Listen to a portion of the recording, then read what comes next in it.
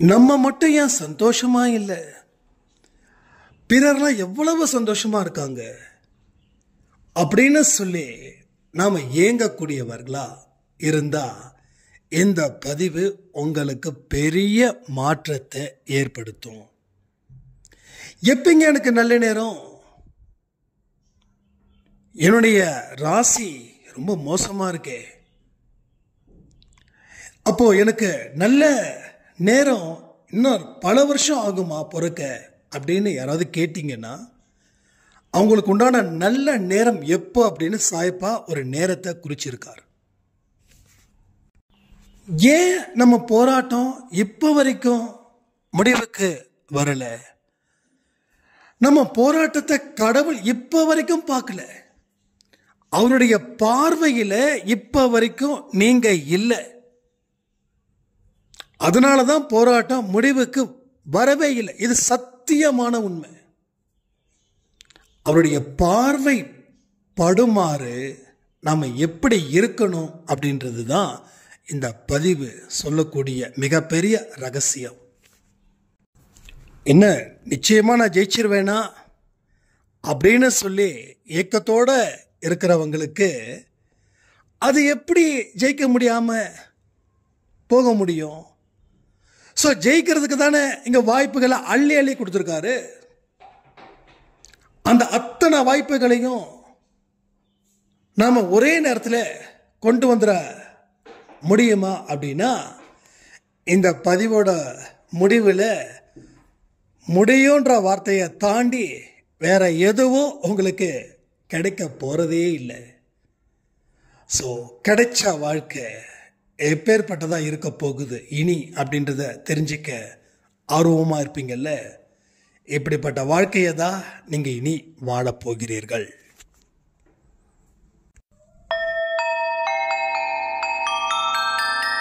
ஓம் சாயிரா சாயிரா, ஓம் சாயிரா சாயிரா, ஓம் சாயிரா சாயிரா, அன்பே சாயிரா, பேரன்பே சாயிரா, அகிலம் தளிக்க ஆத்மா விழிக்க அனுதினம் சாயிரா, எங்கள் அன்பே சாயிரா.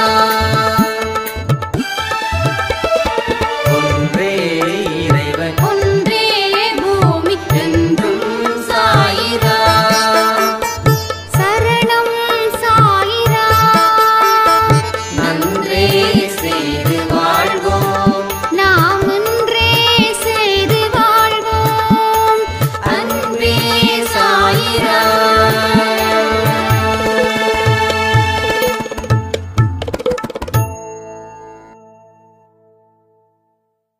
சாயிரா. என் உயிரின் உயிரானவர்களே, எனக்கு எப்ப சிறப்பான நேரம் வரும், எப்போ நான் குடும்பத்தோட சந்தோஷமா இருக்க முடியும், மற்றவங்கெல்லாம் சந்தோஷமா இருக்கும்போது எனக்கு உண்மையிலேயே அவங்க மேல ஒரு பொறாமையா இருக்கு. கடவுள் என் மீது இரக்கம் காட்டுவாரா? அடுத்தவங்களை பார்த்து பொறாமப்படுறது தப்புன்னு தெரிஞ்சும் நான் பொறாமப்படுறேன். எனக்கு நல்ல ஒரு யோசனை நீங்க சொல்லணும் அப்படின்னு ஒரு சாய்ராமுடைய கேள்வி. உண்மையிலே ஒரு விஷயத்தை நான் சொல்லணும் அப்படின்னா, நிச்சயமா உங்க வாழ்க்கை மலர்ச்சி அடையும். நாம பாலைவனத்துல இருக்கிற மாதிரி நினைச்சு வாழ்ந்துட்டு இருக்கோம். நம்ம பாலைவனத்துல இல்ல, சாதாரண இடத்துல தான் இருக்கோம். ஆனாலும் நம்மளுடைய நினைப்பு நம்ம பொழப்ப கெடுக்குது. நம்மால முடியும் அப்படின்னு நினைக்கிறத முடியாதுன்னு நினைக்கிறோம். முடியாதது எதுவோ அதுதான் முடியும்னு நினைக்கிறோம். ஸோ இந்த நினைப்பு மட்டும்தான் இங்க ஒரு மனுஷனுடைய வாழ்க்கையை மாத்துது. நீங்க நல்லா வாழணும் அப்படின்றது தான் கடவுளுடைய சட்டம், கடவுளுடைய திட்டம், கடவுளுடைய கொள்கை. கடவுள் எதற்காக மனுஷனை படைச்சான் அப்படின்னா, தன்னுடைய சுய அறிவை கொண்டு அவன் சுய சம்பாதியத்தின் பேரில், சுய அறிவின் பேரில் அவனுடைய வாழ்க்கையை வாழ்ந்து இந்த பூமிக்கு கடமையாற்றணும். பூமிக்கு பாரமா இருக்கக்கூடாது. இன்னைக்கு நான் இருக்கிறேன் அப்படின்னா ஒரு 10 பேருக்கு நான் நல்லது செய்யறேனா, அப்ப நான் பூமிக்கு பாரம் இல்லை. 10 பேருக்கு நான் கெடுதல் செய்யறேனா, சத்தியமா நான் பூமிக்கு பாரம். அப்ப ஏன் நான் 10 பேருக்கு கெடுதல் செய்யறேன்? இதுதான் கேள்வி. என்னால வாழ முடியல, அதனால நான் கெடுதல் செய்யறேன், இதான் பதில். நான் நல்லா வாழ்ந்தா மற்றவன் வாழ்க்கையை பார்ப்பேனா? நான் நல்லா வாழ்ந்தா மற்றவனோட குறைய மற்றவன்கிட்ட போய் சொல்லுவேனா? அப்போ நான் நல்லா வாழல, அதனால பிறர் மீது குறை சொல்லி என் வாழ்க்கைய நான் ஓட்டுறேன். அப்ப இந்த பூமிக்கு நான் பாரமா இருக்கேனா? எஸ், நீ 100% பூமிக்கு பாரமா இருக்க. இந்த பூமி மாதா மன்னிக்க மாட்டாங்க, பூமாதேவி மன்னிக்க மாட்டாங்க. அப்ப நல்ல விஷயங்களை ப்ரொடியூஸ் பண்ணணும். இந்த ப்ரொடியூஸ் பண்ணும்போது உங்களோட ஆக்ஷன்ஸ் எல்லாமே ஒரு பெரிய அளவில் இந்த சொசைட்டியில் பேசப்படும். அப்ப நல்ல விஷயத்தை ப்ரொடியூஸ் பண்ணணும் அப்படின்னா எவ்வளவு கட்டுக்கோப்பா உங்க மனசை நீங்க வச்சுக்கணும். அடிக்கடி பேசுவோம், மன கட்டுப்பாடு இருந்துருச்சுன்னா ரொம்ப அற்புதமான ஒரு வாழ்க்கைய வாழலாம் அப்படின்னு. உண்மையிலே மனக்கட்டுப்பாடு நமக்கு இருக்குதா அப்படின்னா மனக்கட்டுப்பாடு இல்லை. எது நமக்கு தேவை இல்லையோ அதுதான் நமக்கு தேவை அப்படின்னு இந்த மனசு சொல்றதால அதற்கு உரிய வழிகளையும் அதற்கு உரிய புத்தியும் தான் இங்கே செயல்பட்டுக்கிட்டே இருக்குது. மனசு புத்தி மூலமா செயல்படுது. ஏன்னா புத்திக்காரன் தான் எல்லாமே செயல்படுத்துவான். அப்போ வாழ்க்கையில எப்போ நான் சந்தோஷமா வாழ முடியும் அப்படின்னு நினைக்கிற எல்லா மனுஷங்களுக்கும் ஒரே பதில், இப்பொழுது கூட அதற்கு வாய்ப்புகள் இங்கே நிறைய இருக்குதுன்ற ஒரு உண்மையான விஷயத்தை நீங்க புரிஞ்சுக்கோங்க. இந்த நிமிஷம், இந்த நொடி உங்களுடையது. அற்புதங்கள் அதிசயங்கள் நடப்பதற்கு உண்டான நேரமே இந்த நொடி. இந்த நொடிக்காக காத்துட்டு இருக்கேன்னு சொன்னீங்களே, அந்த நொடியை கடவுள் இப்போ உங்ககிட்ட கொடுத்துட்டாரு. அப்போ கொடுத்த நேரத்தை நாம சரியா பயன்படுத்திக்கிட்டு வாழ்க்கையில ஜெயிக்கணும்ன்ற தாட்டை வச்சுக்கிட்டு செயல்படுத்தி பாருங்க. மனசு இப்போ சொல்லு புத்திக்கிட்ட, எஸ் நீ ஆக்ஷன்ல இறங்கு. போதும், இத்தனை நாள் நமக்கு அது நடக்கல இது நடக்கல அந்த மாதிரி கதைகளை சொல்லி நான் உன் மனசை புத்தி கிட்ட இருக்கக்கூடிய ஒரு மனசை கெடுத்துட்டேன். இனி நான் கெடுக்க மாட்டேன். எஸ், நம்ம 2 பேரும் சேர்ந்து, மனசும் புத்தியும் சொல்றேன், சேர்ந்து போராடலாம். இந்த போராட்டம் வெளிச்சத்துக்கு வரும். நம்ம போராடக்கூடிய போராட்டம் வெளிச்சத்துக்கு வரல, அது தெரியுதா உங்களுக்கு? வெளிச்சத்துக்கு வந்தாதான் கடவுளுடைய பாதைக்கு தெரியும், கடவுளுடைய பார்வைக்கு தெரியும். அவருடைய பார்வை படுற மாதிரி இங்க போராட்டங்கள் நடக்கல. ஒவ்வொரு மனுஷனுடைய போராட்டமும் அவருடைய பார்வையில இருந்து மறைஞ்சிருக்குது. அப்போ அவருடைய பார்வைக்கு கொண்டு போகிற மாதிரியான ஒரு போராட்டத்தை நீங்க போராடணும்.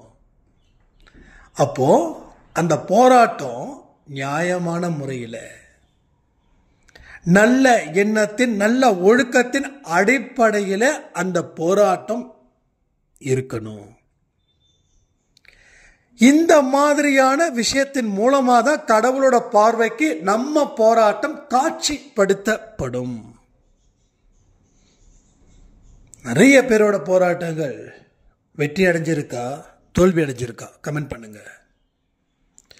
இதுவரைக்கும் நீங்க போராடி இருக்கீங்க, எத்தனையோ போராட்டங்கள், அது முடிவுக்கு வந்துச்சா?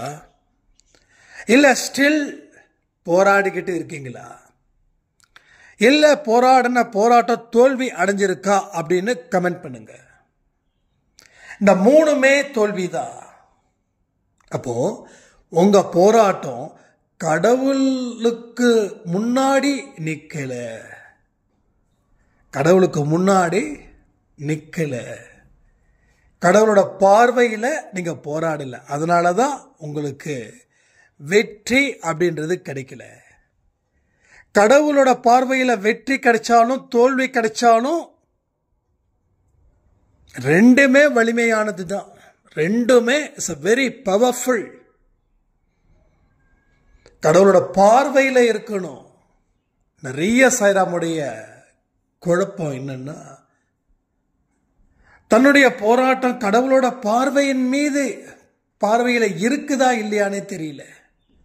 நான் போராடுற போராடிக்கிட்டே இருக்கிற அப்படின்னு சொல்லக்கூடியவங்க கிட்ட ஒரே பதில், கடவுளோட பார்வைக்கு உங்க போராட்டத்தை நீங்க எடுத்துட்டு போகவே இல்லை.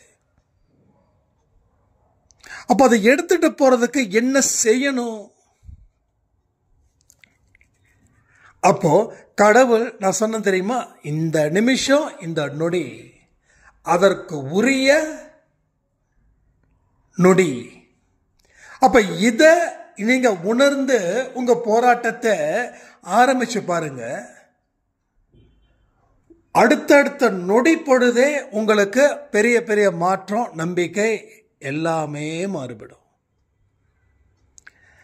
நம்பிக்கை இல்லாத வாழ்க்கையில போராடினா தோத்து போயிடுவோம். நம்பிக்கைக்குரிய வாழ்க்கைக்குள்ள வந்து அங்க இருந்து போராட்டத்தை ஆரம்பிக்கணும். கிரீஸ் கோட்டுக்குள்ள இருந்துதான் விளையாட ஆரம்பிக்கணும். கிரீஸை தாண்டி விளையாடுறவங்க பந்தயத்துக்கு சம்பந்தம் இல்லாதவங்க. இந்த கிரிக்கெட்ல பாத்தீங்கன்னா கிரவுண்ட்ல பிளேயர்ஸ் விளையாடுவாங்க. அந்த கிரவுண்டுக்கு பின்னாடி கொஞ்சம் இடம் இருக்கும், அங்கேயும் பிளேயர்ஸ் விளையாடுவாங்க. பட் மெயின் இடத்துல விளையாடக்கூடிய அந்த கிரீஸ்க்கு உள்ள விளையாடுறாங்க இல்லையா, அந்த போராட்டம் தான், அந்த விளையாட்டு தான் கோப்பையை வாங்கி தருது. அப்போ பின்னாடி அந்த பசங்க விளையாண்டாங்கன்னா அது அவங்களுக்குள்ள ஒரு விளையாட்டு. அதெல்லாம் சும்மா இங்கெல்லாம் காட்சிப்படுத்த முடியாது. புரியுதா? ஸோ இதுதான் எதை காட்சிப்படுத்தணும்? கடவுள் முன்னாடி நம்ம போராட்டத்தை காட்சிப்படுத்தணும். அப்போ அந்த உணர்வு ரீதியா நீங்க அதற்கு தயாரா இருந்தா மட்டும்தான்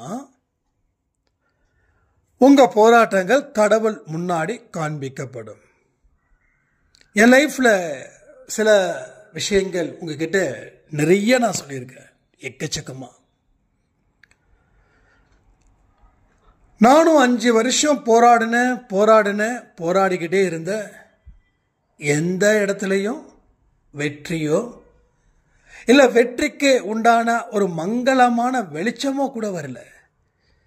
இருண்ட இடத்துலயே நான் போராடிட்டு இருக்கேன். கூட யாராவது இருந்தாதானே போராட முடியும். அப்ப இருண்ட இடத்துல நான் மட்டும் நின்று எதிரில் ஒரு போராளி என் கூட இருக்கிறான்னு நினைச்சு போராடி கழிச்சு போற.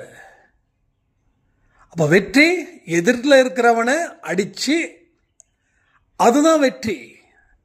இப்ப யாருமே இல்லாம நான் போராடுனா வெற்றி வந்துருமா என்ன? தோல்வி தானே வரும். அப்போ என்னுடைய அடிப்படை சில கேரக்டர்ஸை நான் மாத்தினேன். சில கேரக்டர்ஸை டோட்டலா சேஞ்ச் பண்ண. அது சேஞ்ச் பண்றது ரொம்ப கஷ்டம். ஏன்னா சில விஷயத்த எக்ஸ்டர்னலா நம்ம எதை வேணாலும் பண்ணிடலாம். ஆனா இன்டர்னலா எதை செஞ்சாலும் அது பெரிய அளவுல பிரச்சனை வந்துடும். ஏன்னா அதுக்கு உண்டான நேரமோ வாய்ப்புகளோ நம்ம கொடுக்கணும். கொடுக்கலன்னா அது பெரிய அளவில் பிரச்சனை வந்துடும். இப்போ இன்டர்னலாக மாறது தான் இங்கே பெரிய பிரச்சனை எல்லா மனுஷனுக்கும். நாம் இப்படிப்பட்ட வாழ்க்கையை வாழணும்னு சொல்லி நாம் சூஸ் பண்ணும்போது அது மூலமாக இந்த சொசைட்டியில் பல பிரச்சனைகள் வரும். நான் ஒரே ஒரு பிரச்சனை சொல்லட்டுமா? சொன்னால் தான் உங்களுக்கு புரியும். ஒரு 10,000 ரூபாய் கடன், அதை நீங்கள் கொடுக்கணும். நாள் ஆயிடுச்சு. நீங்கள் அந்த பர்சன்ட்ட சொல்லியிருக்கீங்க, நாளைக்கு இந்த நேரம் வாங்க நான் கொடுத்துட்றேன் அப்படின்னு. உங்கள் மனசுக்கு தெரியும் அது நாளைக்கு கொடுக்க முடியாது. அப்படி இருந்தும் ஏன் கொடுக்குறேன்னா, இன்னைக்கு அவர் திட்டக்கூடிய திட்டில் இருந்து தப்பிக்கிறதுக்காக நாளைக்கு ஒரு பொய் சொன்னீங்க. அப்போ உங்க நோக்கம் இந்த பிரச்சனையை தீர்ப்பது இல்லை. உங்க நோக்கம் என்னன்னா இந்த பிரச்சனையில இருந்து தப்புறது. அப்போ நம்மளுடைய நோக்கம் பிரச்சனையை தள்ளி வைக்கிறது, பிரச்சனையை தீர்ப்பது இல்லை. இப்போ இந்த பதிவு சொல்லும்போது நான் பிரச்சனையை தீர்க்கணும்னு நீங்க போராடுங்கன்னு சொல்லும்போது நான் என்ன சொல்லுவேன்? அப்போ நாளைக்கு கொடுக்க முடியாது அப்படின்னு உங்களுக்கு அந்த உண்மை கடவுளே சொல்றார் உங்க மனசுல. அப்போ நீங்க ஏமாத்துறீங்க. யாருக்கிட்ட? காசு கொடுக்கல் வாங்கல ஏமாத்துறீங்க. அப்போ இந்த ஏமாற்றுவதை கடவுள் விரும்புகிறாரா இல்லையா? எனக்கு பதில் வேணும் உங்ககிட்ட இருந்து. நான் லட்சாதிபதி தான், நான் கோடீஸ்வரன் தான், நீங்க என்கிட்ட ஒரு 10,000 வாங்கியிருக்கீங்க, ஓகேவா? அப்போ நீங்க சொன்ன தேதியில கொடுக்காதது யாருடைய பொறுப்பு? இப்ப நீங்க சொன்ன தேதியில கொடுக்கல, ஆனா நீங்க என்னையே குறை சொல்லுவீங்க. என்ன தெரியுமா? அவன் லட்சாதிபதி, அவன் கோடீஸ்வரன், இந்த 10,000 வாங்கி தான் அவன் இதை செய்வானா அப்படின்ற மாதிரி நீங்க ஒரு மாயாஜாலத்தை கொடுப்பீங்க. அப்போ திருப்பி கொடுக்கறது திருப்பி கொடுக்கலையே அப்படின்னு ஃபீல் பண்ணல. ஸோ கொடுத்தவன் கோடீஸ்வரன், அவன் எவ்வளோ இதாக கேட்குறான் பார்த்தியா, கல் நெஞ்சம் பிடிச்சவன் அப்படின்னு சொல்லி கொடுத்தவனை சபிக்கிறீங்க. ஆனால் கொடுத்தவ வாங்கும்போது இனிச்சது திருப்பி கேட்கும்போது அவனுக்கு சாபம் விடுறீங்க. இந்த சாபம் எங்க போய் சேரும்? எங்க போய் சேரும்? கொடுத்தவனுக்கா இல்ல வாங்கினவனுக்கா? அப்ப வாங்கினவனுக்கு தான் சாபம் போய் சேரும். வாங்கினவன் கொடுத்தவனை சாபம் விட்டாலும் அந்த வாங்கினான் பாருங்க, அவனுடைய சாபம் அவனுக்கே போய் சேரும், கொடுத்தவனுக்கு சேராது. கொடுத்தவனுடைய கணக்கு வேற கணக்கு, அது வேற, அது டோட்டலி என்டையர்லி வேற. ரைட்டா? ஸோ புரிஞ்சிக்க வேண்டிய விஷயத்தை நாம புரிஞ்சுக்கணும். இதுதான் சொல்றேன். நம்ம மேல இருக்கக்கூடிய குறைகளை நாம என்னைக்குமே பார்க்க மாட்டோம். அடுத்தவன் மேல இருக்கக்கூடிய குறைய கொண்டாட்டத்தோட சொல்லுவோம். அதனால திண்டாட்டத்தோட வாழ்ந்துகிட்டு இருக்கோம். அடுத்தவனுடைய குறைய பெரிதுபடுத்துறதுல பேரானந்தம், பரவச நிலை. ஸோ உங்க குறை அவனோட குறைய விட பெருசா இருக்கே, கடவுள் ஒன்று மன்னிப்பாரா? இப்ப தெரியுதா நம்ம போராட்டம் ஏன் தோல்வி அடையுதுன்னு?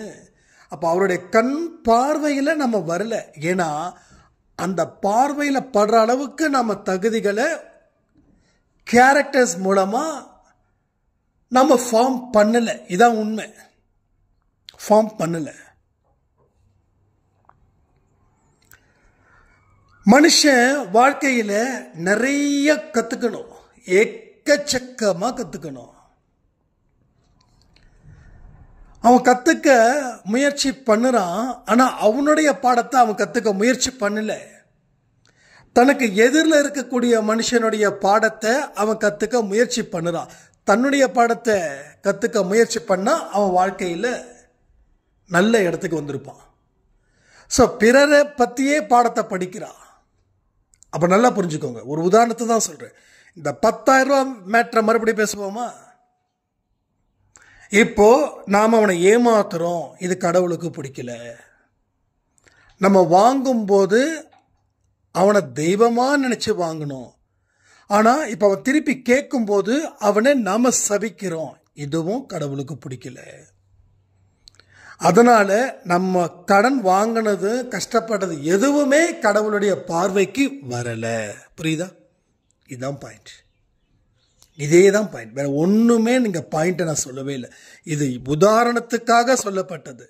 இதில் உங்கள் பிரச்சனை எப்படி இருக்குதோ அந்த பிரச்சனையை கடனாக நான் சொல்லியிருக்கேன்னா உங்கள் பிரச்சனையாக வச்சு அந்த கண்ணோட்டத்தில் நீங்கள் முயற்சி பண்ணுங்க. நீங்கள் முயற்சி பண்ணும்போது எளிதில் உங்களை நீங்கள் வெல்ல முடியும். ஏன்னா இப்போ உங்கள் மீது கடவுளுடைய பார்வை இருப்பதால். இப்போதான் கடவுளோட பார்வை கச்சிதமாக பொருந்தது. அழகா அவ்வளோ தூரம் செம்மையா பக்காவா நிற்குது. அப்போ இன்னொன்னும் இருக்குது. நாளைக்கு கொடுக்க முடியாதுன்னு உண்மை தெரியுது, நம்ம போய் சொல்கிறோமே. எஸ், இது யார் சொல்கிறது தெரியுமா? கடவுள் சொல்கிறாரு, நாளைக்கு உனக்கு கொடுக்க முடியாது, அதனால் உண்மையை சொல்லிடு. இன்னும் 1 மாதம் டைம் எடுத்துக்கோ. அந்த 1 மாதத்தில் நீ முயற்சி பண்ணு. 1 மாதத்தில் முயற்சி பண்ணு, நீ கொடுத்துட முடியும். இந்த 10,000 எப்படி ரெடி பண்ணலான்றத கொஞ்சம் முயற்சிகள் செய்ய. நான் உன் கூடவே இருக்கேன், அதனால் அடுத்த மாதம்தான் கொடுக்க முடியும்னு ஃபோனை எடுத்து அவங்கக்கிட்ட சொல்லு அப்படின்னு. ஆனால் இந்த இடத்துல தான் நம்ம தடுக்கி விடுறோம். இல்லை, நாளைக்கு வந்ததுக்கப்புறம் நம்ம சொல்லிக்கலாம். இன்றைக்கி காலையில் நம்ம இப்படி சொன்னோமே, இப்போ மறுபடியும் ஃபோன் பண்ணி சொன்னால் இன்னும் பிரச்சனை ஆகிடும் அப்படின்னு. ஒன்று தெரியுமா? நாளைக்கு நீங்கள் கொடுக்குறேன்னு சொன்னீங்களே, அவர் உங்களை நம்ப மாட்டார். அது தெரியுமா உங்களுக்கு? ஏன்னா நீங்கள் எத்தனையோ நாளைக்குன்றதை அவர் சேவ் பண்ணி வச்சுருக்கார். அதனால் நாளைக்கும் அப்படின்றத தரமாட்டார். அப்போ நாளைக்கும் இந்த நேரத்தில் எங்கே பைசா அப்படின்னா, நீங்கள் 1 வாரம் கழித்து கண்டிப்பாக நான் கொடுத்துருவேன், வர வேண்டிய இடத்துல வரலை அப்படின்னு சொல்லி என்ன தான் பேசினாலும் அவருடைய கோபம் அதிகரிக்கும்.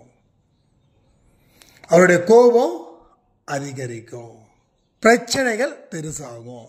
இப்போது அவர் கொடுக்கக்கூடிய பிரச்சனை, அவர் கொடுக்கக்கூடிய தொல்லைகள் என்ன ஆகுன்னா, உங்கள் வாழ்க்கையில் 1 நிமிஷத்தை கூட நிம்மதி இல்லாமல் செஞ்சிடும். அப்போ அவரே ஒரு டைம் கொடுப்பார், இந்த 1 வாரத்துக்குள்ளே நீ கொடுக்கலன்னா நடக்கிறதே வேறு அப்படின்னு. அப்போது அந்த 1 வாரம் முழுக்க மன உளைச்சலில், நஷ்டத்தில், கஷ்டத்தில் கண்ணீர் விட்டுகிட்டே தான் இருப்பீங்க நீங்கள். அதற்கு இப்போவே ஃபோனை எடுத்து, இது மாதிரி வர மாதிரி தான் இருந்துச்சு, வரலை, பட் எனக்கு என்ன பண்ணுறதுன்னு தெரியல, உங்ககிட்ட காசு வாங்கினது எனக்கு அவ்வளோ கஷ்டமாக இருக்குது, எனக்கு அடுத்த மாதத்துக்குள்ள இத்தனாம் தேதிக்குள்ள நான் உங்களுக்கு கொடுத்துட்றேன், என்கிட்ட ஒன்றுமே இல்லை, நான் மறுபடியும் பொய் சொல்லக்கூடாதுன்னு நினைக்கிறேன், என்னுடைய சிச்சுவேஷன் அப்படி இருக்குது அப்படின்னு சொல்லி உண்மை நிலையை அவருக்கு எடுத்து வச்சிங்க அப்படின்னா பெயரளவுக்கு திட்டுவார். சரி, வந்துருன்னு நம்பிக்கை இருக்கும். ஆனால் நீங்கள் சொன்ன தேதியில் கொடுக்கலன்னா பெயரளவுக்கு திட்ட மாட்டார், உண்மையாகவே திட்டுவார், கொடுத்தே ஆகணுன்ற இடத்துல டிமாண்ட் பண்ணுவார்.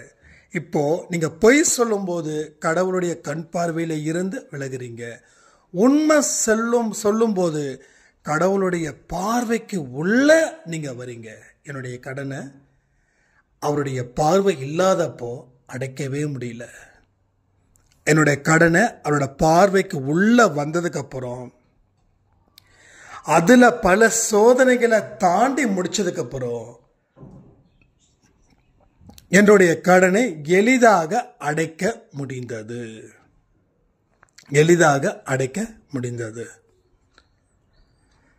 அப்போ இதுதான் நாம புரிஞ்சிக்க வேண்டிய முக்கியமான பாடம். ரைட்டா?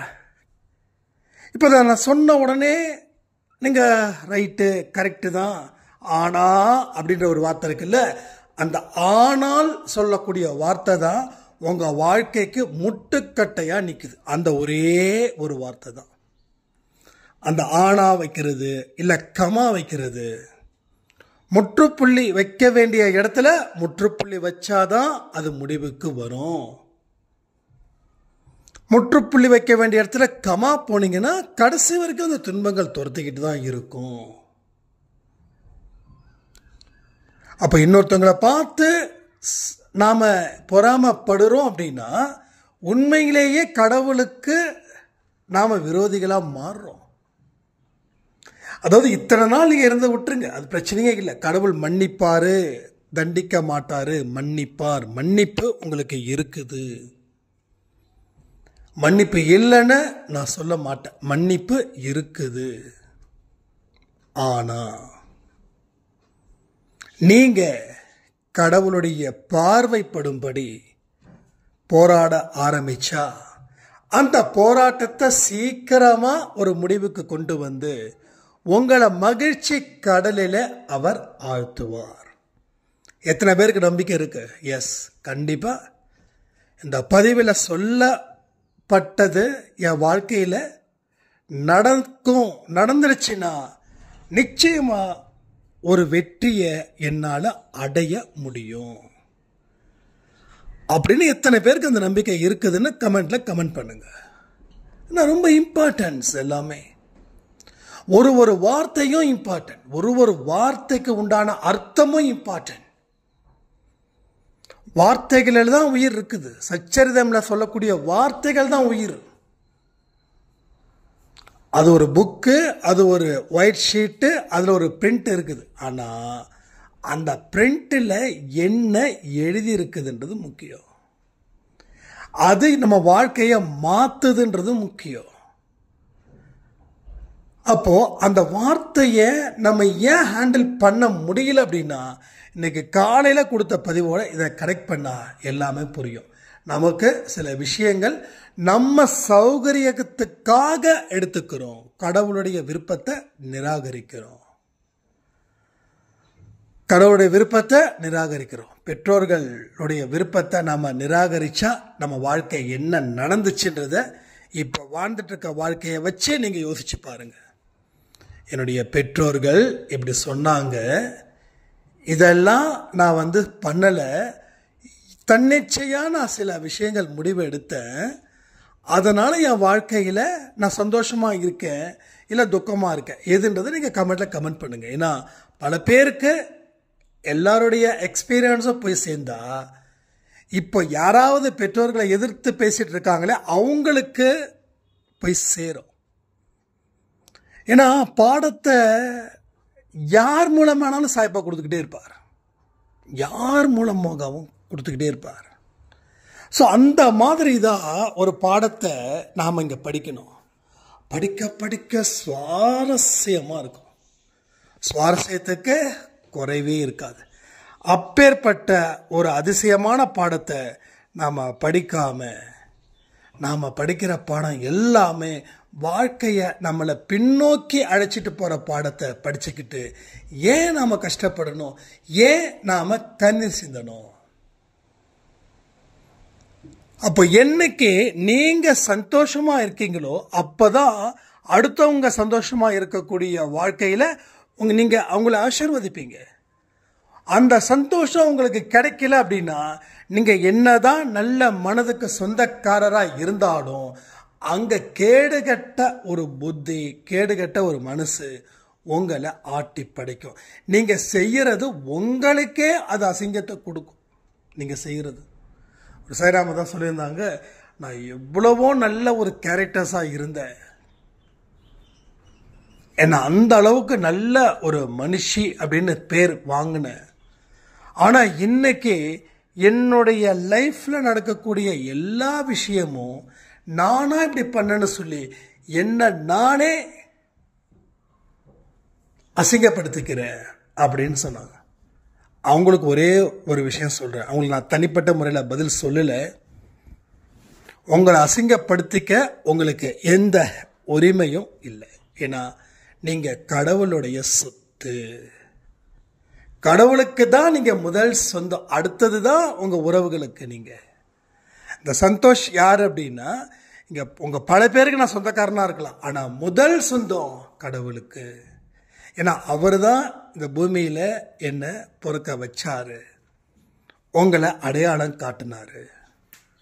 அப்போ எனக்கு மட்டுமா, எல்லாருக்குமே, எல்லா உயிரினத்துக்குமே கடவுள் தான் முதலாளி. என்னை ஆள்பவர், என்னை வழி நடத்துபவர், என்னை வளர்ப்பவர் எல்லாமே அவர் ஒருவரே. அவர்தான் கடவுள். அந்த கடவுள் எங்கப்பா இருக்காரு? எனக்குள்ள இருக்கார், எனக்குள்ள இருக்கார். அந்த கடைனா என்னது? கடக்கிறது. உள்ள நீ உள்ள கடந்து போ, கடவுளை தெரிஞ்சுக்கலாம், கடவுளை அறிஞ்சிக்கலாம். கடவுள் சின்ன குழந்தை மாதிரி. அவர் மேல ஒரு அட்டென்ஷன் வரணும்னு நினைச்சே பிரச்சனையா எடுத்து விடுவார். இந்த குழந்தைங்க பார்த்தீங்கன்னா பெற்றோர்களோட கவனத்தை அட்டென்ஷன் பண்ண எப்பயோ விழுந்திருக்கும், கீழே விழுந்திருக்கும், உடனே அதை நினச்சி அழுவோம். உடனே அம்மா வந்து என்னடா ஆச்சு அப்படின்னா, இந்த வலிக்குதுமா. ஏம்மா அன்னைக்கு விழுந்தது வலிக்குதா? ஆமாம்மான்னு சொல்லி பயங்கரமாக தலையாட்டும். உடனே அந்த குழந்தைய செல்லம் கொடுத்து கொஞ்சினா அந்த குழந்தை வந்து மறுபடியும் அம்மாவை கட்டி பிடிச்சி ஒரு முத்தம் கொடுத்துட்டு அது பாட்டுக்கு வேலை பார்க்கும். அதுக்கு என்ன ஒரு விஷயம்னா அட்டென்ஷன். என்னுடைய அம்மா என் கண்ணுக்கு முன்னாடி இருக்கிறாங்க, பட் எனக்கு அவங்க அட்டென்ஷன் கொடுக்கல. என்னோட அம்மா எனக்கு தான் அட்டென்ஷன் கொடுக்கணும்னு சொல்லி ஒரு சின்னதாக ஒரு கஷ்டமே இல்லை, அது கஷ்டத்தை ஏற்படுத்தினாதான் அம்மா நம்மளை பார்ப்பாங்கன்னு சொல்லி அந்த கஷ்டத்தை ஏற்படுத்தி அம்மா வந்து கொஞ்சி அந்த குழந்தைக்கு சந்தோஷத்தை கொடுத்தா மறுபடியும் அந்த குழந்தை வந்து சமத்தா போய் விளையாடும். அதே போலதான் கடவுள். உனக்கு பிரச்சனை கொடுக்கிறார் அப்படின்னா கடவுள் உன்னை விரும்புகிறார். இங்கே நிறைய பேருக்கு பெருமூச்சு விடுவீங்கல்ல, நல்லா போச்சு போங்க, அதுக்கு கடவுள் வந்து பிரச்சனையை தான் கொடுக்கணுமா? ஏங்க அப்படி? உங்களுக்கு தான் இது கஷ்டம், ஆனால் கடவுளுக்கு ஈஸி இந்த பிரச்சனையை தீர்ப்பதற்கெல்லாம். நாமளா சில விஷயத்தை முடிவு பண்ணி அதுதான் நமக்கு கரெக்டுன்னு சொல்லி வாழும்போது அது நடக்கலைன்னா நமக்கு இருக்கக்கூடிய ஒரு அந்த அழுகை இருக்கே, அது ஒரு பெரிய அழுகை, அது பெரிய அழுகை. அதனால எதை பற்றியுமே கவலைப்பட வேண்டாம். கடவுளுடைய வழியில் உங்களுக்கு ஏதாவது தடைகள் வருதுன்னா அதை பற்றி நீங்கள் ஃபீல் பண்ணவே வேண்டாம். நீங்கள் ஃபீல் பண்ணவும் மாட்டீங்க. உங்கள் வழியில் தடைகள் வந்தால் தான் நீங்கள் ஃபீல் பண்ணுவீங்க. இந்த பாயிண்ட் நல்லா புரிஞ்சுக்கணும். கடவுள் வழியில் தடை வருதுன்னா நம்ம ஃபீல் பண்ணவே மாட்டோம், கண்டிப்பாக ஃபீல் பண்ண மாட்டோம், 100%. இன்றைக்கி கூட ஈவினிங் கூட ஒரு சாய்ராம்கிட்ட நான் பேசுகிறது, கடவுள் வழியில் ஒரு தடை வருதுன்னா நீங்கள் ஃபீல் பண்ணவே மாட்டீங்க. ஆனால் உங்கள் வழியில் நீங்கள் நினச்ச ஒரு வழியில் தடைகள் வருது அப்படின்னா நீங்கள் ஃபீல் பண்ணுவீங்க. இப்போ நீங்கள் ஃபீல் பண்ணுறதால அது நீங்களாக ஏற்படுத்தின ஒரு வழி. அது புரிஞ்சுக்கிட்டா உங்கள் மனசில் பாரம் போயிடும், ஹாப்பியாக இருங்க, அவ்வளோதான். ஏன்னா கடவுள் என்ன சொல்கிறாருன்னா, நான் என்ன தடைகள் பண்ணாலும் உனக்கு எந்த வருத்தமும் ஆகாதுன்றார். வருத்தப்படக்கூடாதுன்னு சொல்லலை, வருத்தமே ஆகாது. எத்தனையோ என்னோட பர்சனல் இஷ்யூஸில் சில தடைகள் வந்தாலும் எனக்கு அது ஒன்றுமே செய்கிறது இல்லை. ஆனால் என்னை சுற்றி இருக்கிறவங்க, அண்ணப்பா இப்படி ஆயிடுச்சே, என்ன ஆயிடுச்சு, நம்ம நடிக்கலை. ஆனால் அவங்களுக்கு என்ன இப்படி ஆயிடுச்சே, என்ன ஆயிடுச்சு, ஒன்றுமே ஆகலையே, இல்லைப்பா இவ்வளோ தூரம் ஒரு விஷயம் நடந்தது. அப்போ என்னை சுற்றி இருக்கிறவங்களுக்கு எனக்கு ஒரு விஷயம் நடக்குதுன்னா அது அவங்களுக்கு பெரிய ஒரு கஷ்டத்தை கொடுக்குது, ஆனால் எனக்கு அந்த கஷ்டத்தை கொடுக்கல. இது என்ன தெரியுமா ரீசன்? நான் கடவுள் வழியில் போகிறேன். கடவுள் வழியில் போகும்போது எனக்கு எந்த விதமான ஒரு பிரச்சனையும் எனக்கு வருவது இல்லை. அப்போ என்னுடைய வழியில் போனாதான் என்னுடைய எதிர்பார்ப்புகள் ஏதாவது ப்ராப்ளம் ஆயிடுச்சுன்னா எனக்கு பெரிய அளவில் அது ஒரு வழியை எனக்கு அது கொடுக்குது. நிறைய விஷயங்கள் தெரிஞ்சுக்கோங்க, புரிஞ்சுக்கோங்க. கேள்விகள் எதுவாக இருந்தாலும் என்கிட்ட கேளுங்க, நான் ஆன்சர் பண்ணுறேன். நம்முடைய பிற சேனல்ஸ் இருக்கு இல்லையா, அது எல்லாமே ஆக்டிவேட் பண்ணணும்னு நினைக்கிறேன். ஏன்னா அதுக்குண்டான நேரம் கிடைக்கல, அவ்வளோதான். அதுக்குண்டான நேரத்தை கண்டிப்பாக கடவுள் கொடுப்பாருன்னு சொல்லி இந்த அருமையான அற்புதமான ஒரு சந்தேகத்தை எழுப்பின சாய்ராமுக்கு நன்றிகளை சொல்லி இந்த பதிவை நான் முடிக்கிறேன். ஜெய் சாய்ராம்.